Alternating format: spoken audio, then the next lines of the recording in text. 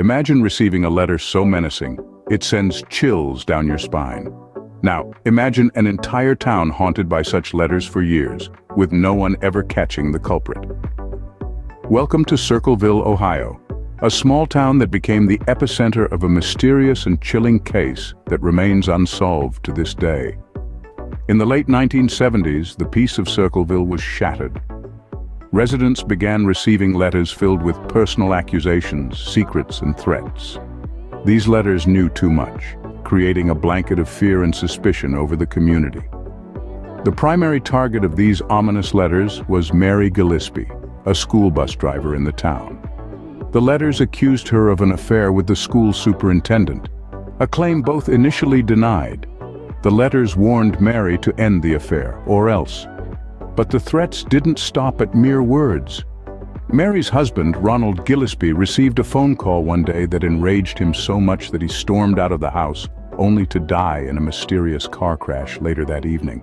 The letters continued, relentless and unforgiving. Then, the situation escalated dramatically. One day, Mary discovered a booby trap rigged with a gun aimed to kill her along her bus route. Fortunately, she was unharmed, but the community was left reeling. The gun was traced back to Paul Freshour, Mary's brother-in-law. Paul was arrested and charged, not just for the booby trap, but he was also accused of being the mastermind behind the years of terror inflicted by these letters. In 1983, Paul went to trial, steadfastly maintaining his innocence. Despite the lack of direct evidence linking him to all the letters, he was convicted for attempted murder and imprisoned. Here's where the tale twists even more. Even with Paul behind bars, the letters continued. This fact alone cast a huge shadow of doubt on the theory that he was the sole Circleville writer.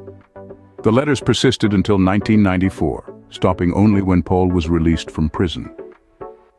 Forensic analysis later suggested Paul Freshour was likely the writer of the original letters. Yet many in Circleville and beyond are not convinced. They argue the evidence was circumstantial and point to the continued letters during his incarceration as proof of his innocence. The Circleville letters case leaves us with more questions than answers. Who really wrote the letters? Was it Paul acting alone, or was there a more complex conspiracy at play? What was the true motive behind the terror inflicted upon Mary Gillespie and the town? The mystery of the Circleville letters remains a chilling reminder of the power of anonymity and the shadows it can cast over a community. As the years pass, the case grows colder, but the fear and intrigue it inspires endure, leaving us all wondering about the true identity and motives of the Circleville writer.